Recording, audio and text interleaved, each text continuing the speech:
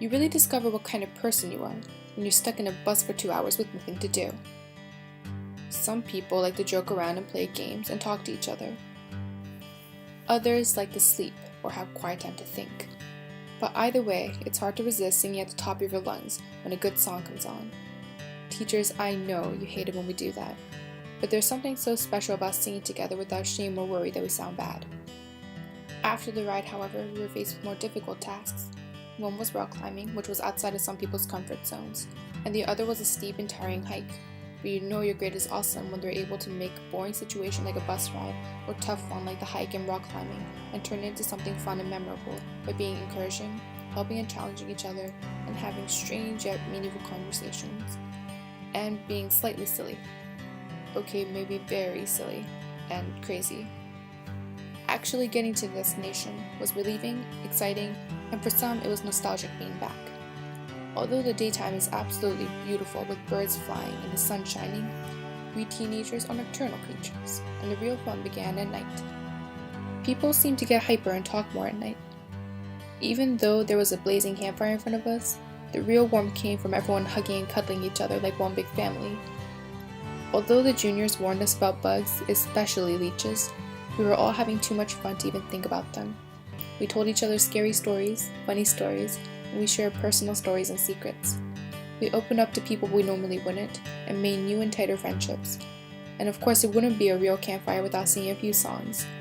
And since we do call ourselves the sophomore s'mores, everyone making and eating s'mores together was a magical moment.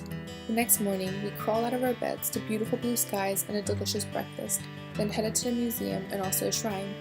We were given a lot of free time at the museum, and many people used that time to not only look at artwork, but talk to new students and catch up with some friends. We all knew how lucky we were to be able to go on this trip with our friends. It's not something everyone gets to experience, and it was clear that Omikuju was trying to tell us how lucky we were as well, and it definitely gave us hope for the rest of the year. In those short few days, we experienced so much as a grade.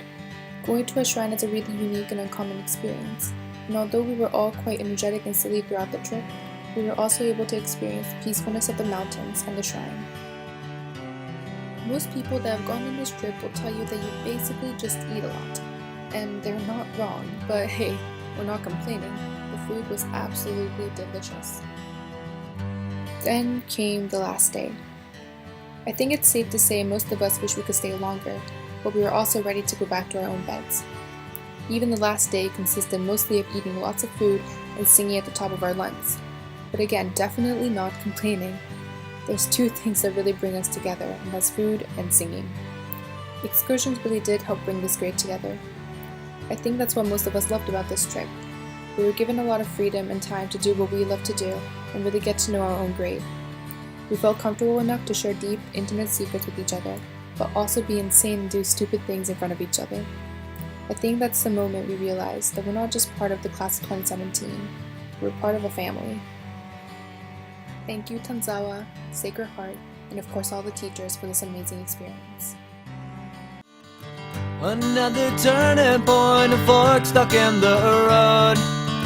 Time grabs you by the wrist, directs you where to go. So make the best of this test and don't ask why. It's not a question but a lesson learned in time. It's something unpredictable, but in the end is right. I hope you had the time of your life.